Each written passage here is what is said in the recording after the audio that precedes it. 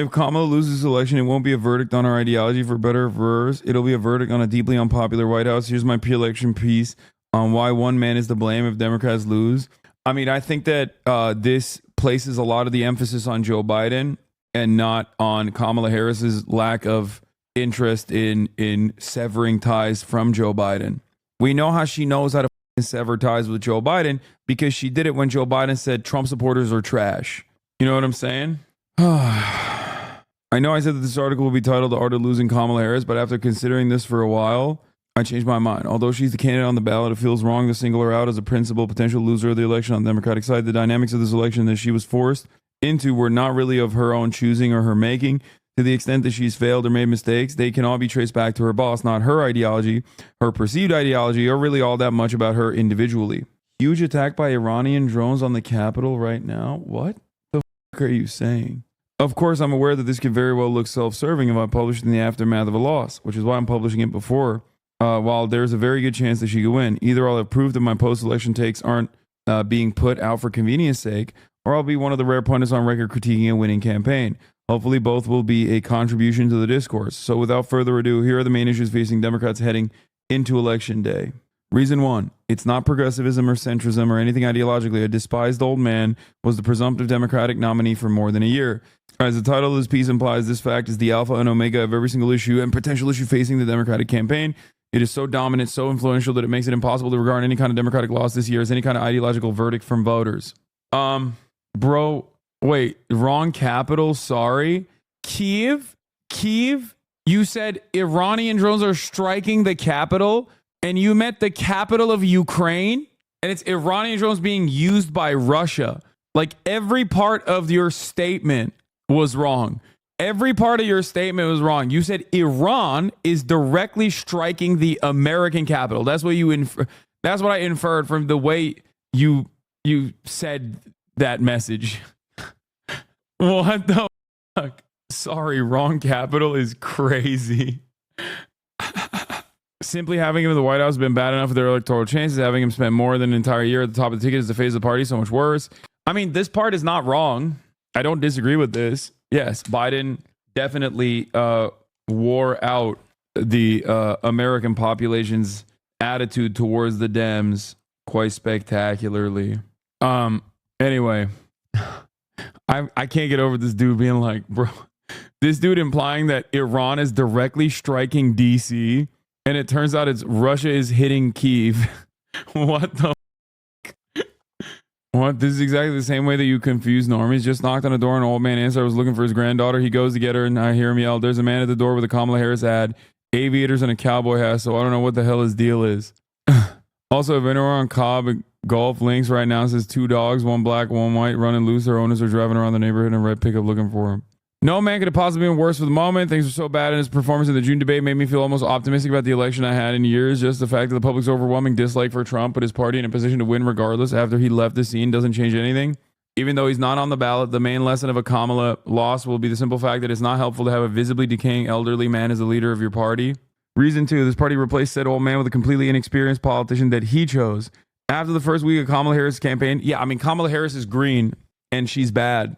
Like, objectively, bad political instincts, bad on the trail, not a charismatic communicator, all of those problems. But once again, that's not Joe Biden's fault. That's Kamala Harris's fault. Okay. Green, 20 years in politics, like green as in, guys, you know what green means, right? Green means like rookie in terms of having one campaign that she has won against a Republican in her senatorial run in California. Okay. Do you not understand?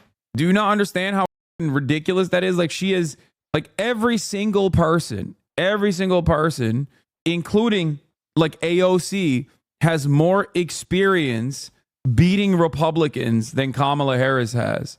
It's true. And you can tell that it's true because of the way she's run a campaign thus far. She also was slammed with the Joe Biden campaign. She just is using the Joe Biden campaign. Like, the headquarters are in Delaware, dog. What are we talking about? Campaign headquarters are still in Delaware. Are you kidding me? It's ridiculous. And the Joe Biden the Joe Biden campaign is still trying to run a Joe Biden track for Kamala. But most significantly, Kamala Harris has not distanced herself from Joe Biden, which was really stupid. She should have done that shit. She should have done that immediately. That's the entire reason why the swap out happened to begin with. Reason number 3, that his team might have missed what was compelling about said politician when she happened to gain momentum. Moving on from the indirect consequences of Biden's actions, we now reach something that's a different result of his actions, or at least the actions of his team. People around him were awful, made terrible decisions, were kept on the campaign, and only continued to give bad advice afterwards. Case in point, the Democratic pollster responded to Kamala's first week of campaigning by advising her to stop calling Republicans weird and saying, we're not going back. People like him clearly won on the outside, on the inside, and the result was a very bloodless, uncertain campaign that regularly plays in the right-wing framing on the issues with the benefit of repeating uninspiring, focus group tested phrases over and over. Maybe it works out, but it's hard to have much confidence knowing where and who it's coming from. Like, if given the opportunity, I would have... Oh my God. Kamala Harris swaps out, picks Tim Walz. They hire me as the main campaign advisor, okay? I'm taking those guys out back, okay? And I'm giving them kisses. Consensually, of course. We're just kissing each other. I'm taking my shirt off, you know, slow motion style. I learned how to fucking take my shirt off in a sexy way. And they're like compelled by this, okay? They're compelled by this so much, they're horny. They're horned up now. Boom, horny jail. You're now in jail for being horny, okay? I'm the campaign captain now, okay? That's what I say. What am I doing? Immediately, okay? Bold agenda. Radical agenda that is not so radical. You start communicating to people like, what do you mean radical? You think Republicans don't take advantage of feeding children? You think Republicans don't want to feed the kids? They do. Republican voters do. Republican politicians don't. Separate the base from the party. Talk about how weird the Republican politicians are. Talk about how weird the Republican politicians' impact has been on weirdifying some of your family members. How divisive that kind of rhetoric is. How divisive that kind of rhetoric is. Boom. Talk about Medicare for all. I ran on it in 2019. I'm Kamala Harris. Welcome back. Okay? That's right. I ran on it and I'm still running on it. I know this administration didn't get it done, but we are going to expand Medicare slowly but surely. Here's my pathway. Expansion starts with 55. The moment that I'm president, I'm signing into law. I'm signing in the motherfucking law, the expansion of Medicare all the way down to the age of 55. Okay? We're putting dental in there. We're putting vision in there. You know what I mean? Our elderly need that shit. I'm doing that. Boom, boom, boom. Okay? Oh, you don't like that? Guess you want to kill old people. Okay? Roe v. Wade, codifying that shit. Doesn't even matter. We need to make down ballot races. We need to turn these down ballot races in our favor. Okay? We need to swing the Senate blue. And with that slim majority, with my main man, Tim Walz, who did this in motherfucking Minnesota, we are going to do the same thing. We're going to turn the entire country into Minnesota. Okay? One seat is all that matters. Okay? Whether it comes from the independent in Nebraska or not, doesn't matter. Okay? We're going to have that one extra seat, and we're going to start making changes in the goddamn country. Speaking of changes in the goddamn country, Joe Biden, he's old. That's why I'm running for president right now. Okay? I'm Kamala Harris. Remember, Joe Biden is old. That's why the people wanted me to be the person for the right moment. A lot of people are saying we need change. And by God, we are not going back. That was a good message. We're not going back. We're looking forward. Okay? What are we going to do in terms of looking forward? This Israel stuff, it's out of control. We need to restrain our ally. Israel has a right to defend itself. Sure, whatever, fine. But the reality is, this has gone above and beyond. This is no longer self-defense. We got to change that. America is a shining a beacon of light and all things holy and justice, and God bless America and God bless our troops. All right? Can't do this no more. Israel, come here. Okay? Biden might not deny you weapons transfers ever, but it doesn't matter. I, when elected, will do that. Okay? You elect me, Americans, I will put conditional aid on the table. First things first. Okay? Straight up. Unacceptable stuff overall.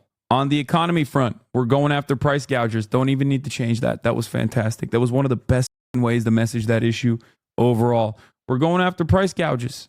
Okay? What is this shit? Price gouging is illegal. They do it. These corporations do it in times of need, in hurricanes and whatnot. But they also do it when there isn't a hurricane. Why is that acceptable? It's already in the law. I'm going to enforce that law. All right? I would talk about Republicans constantly talk about fentanyl deaths in this country. Guess whose administration, as a matter of fact, lowered fentanyl overdoses in this country for the first time in decades? My administration did that shit, okay? Why do you never hear about it from the motherfucking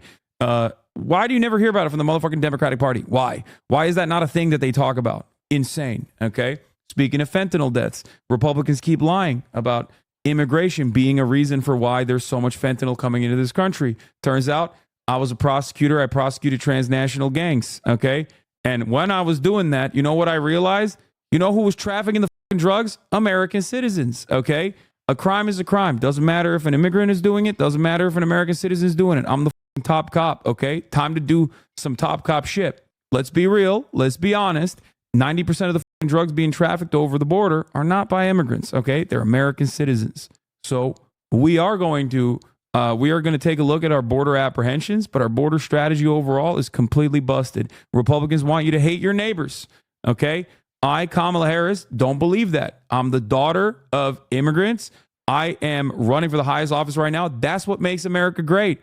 The idea that you can fucking have two people from entirely different parts of the planet come together, become American citizens, and then give birth to an American citizen herself who can, you know, reach the highest office. I'm in striking distance of the highest office. This is what makes America great. Okay. It doesn't matter if you're from Ireland. It doesn't matter if you're from Poland. It doesn't matter if you're from Greece. It doesn't matter if you're from Nigeria. Okay. Doesn't matter. You're an American when you're here. And that's the mentality that we need to remember. Okay. Immigrants have made this nation great.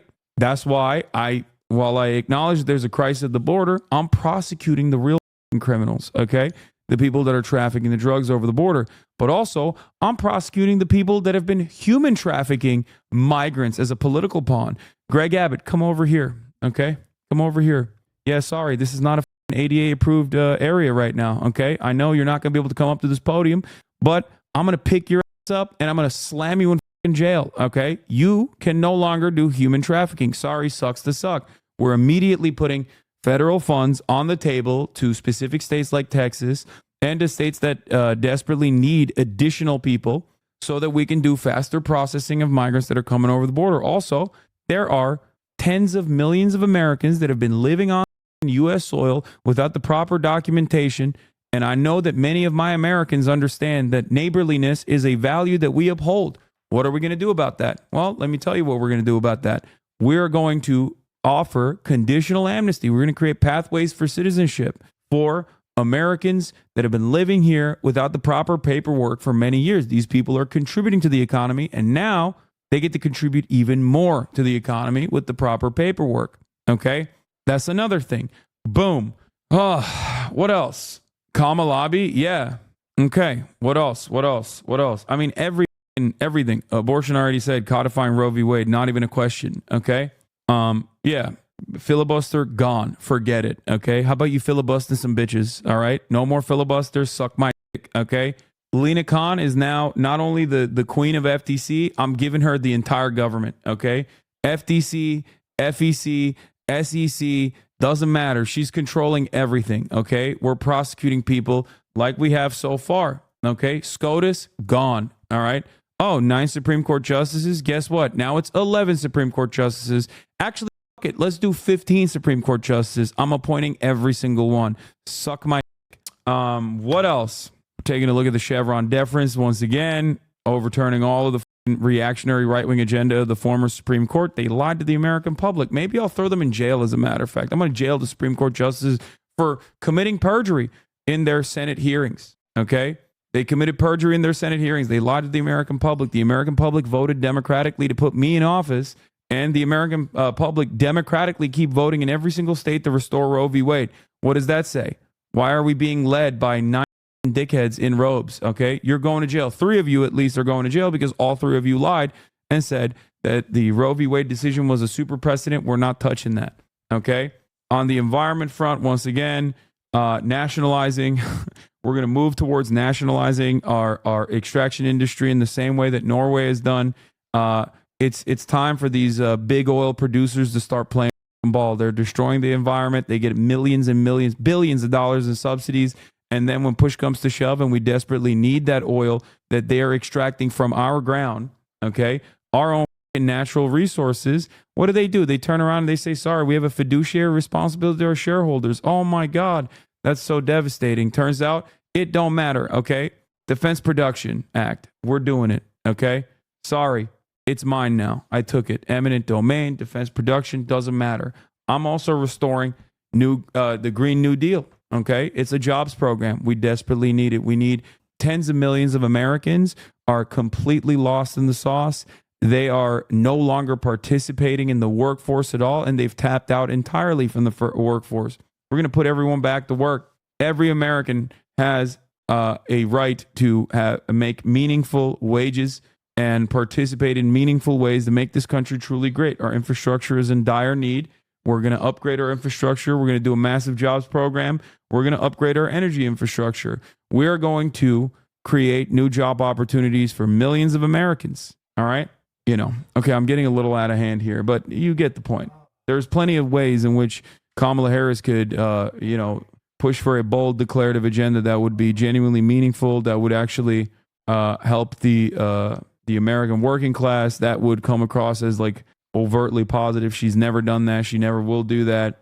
And I think that is all her, that's all entirely her fault. Yeah, also, this probably helps you understand something.